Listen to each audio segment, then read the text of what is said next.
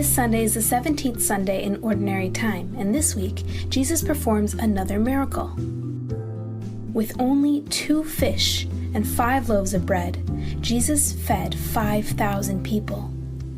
And there were 12 baskets left over, which is more than they had to begin with. This is definitely a story about Jesus as a miracle worker, but it's also a story about the Eucharist.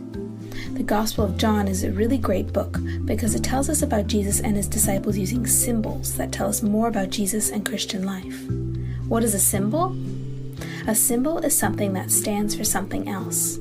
For example, a stop sign is a symbol that tells you to stop, instead of a person like a police officer telling you. Another example is this cloud. This cloud with light is a symbol for God. God is not actually a cloud, but this cloud and light represent God and his love shining down on us. The cross is also a symbol for Jesus dying, rising, and saving us. It represents his sacrifice in our salvation.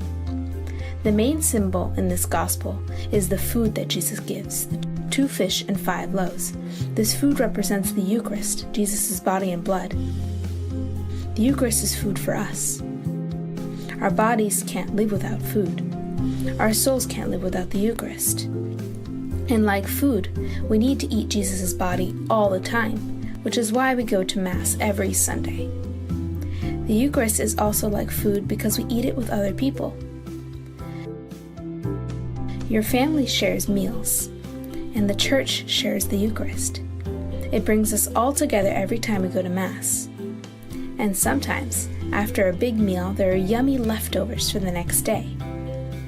This is just like the story of the miracle, when Jesus fed the crowd and there were baskets of leftovers. When we go to Mass, there are leftover hosts.